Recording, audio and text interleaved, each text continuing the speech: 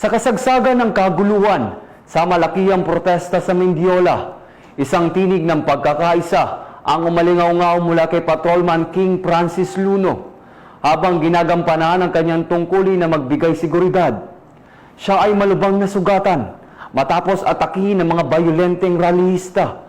Ngunit sa kabila ng sakit at panganib, matatag niyang ipinahayag ang paalala para sa lahat. Hindi tayo magkakalaban. Pare-pares ng pagkano Pilipino. Yan ang naging mensahe ni Patrolman King Francis Luno. Isang mensaheng sumasalamin sa kanyang tapang, dedikasyon at pagnanais para sa kapayapaan.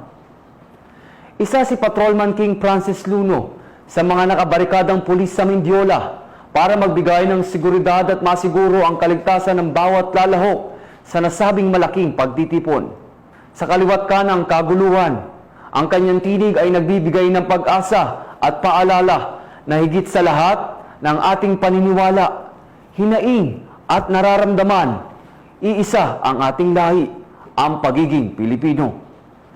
Suportado naman ang buong hanay ng Philippine National Police sa pamumuno ni Acting Chief PNP Police Lieutenant General Jose Melencio Nartates Jr.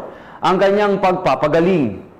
Para kay Patrolman King Francis Luno, ang serbisyo ay hindi lamang tungkulin, kundi sakripisyo para sa kapakanan ng bawat Pilipino.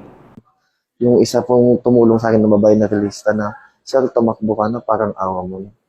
Sa mga kababayan po natin, ma'am, kung magkakaroon man po ng ganito ulit, isipin din po natin, kapwa Pilipino din po natin yung sinasaktan natin at hindi naman po namin intensyon na saktan din po sila kasi nagpapatupad lang din po kami ng kapayapaan para sa ating lahat din po.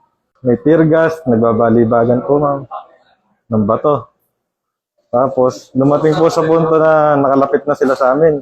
Tapos nung nagit-git nila kami ma'am, meron pong kumuha ng signage ma'am, pinalo sa amin.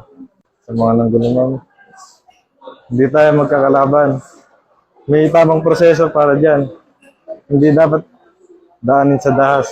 According to them, binato sila and meron silang mga injuries na na-sustain, that lacerated wound, tapos contusion hematoma.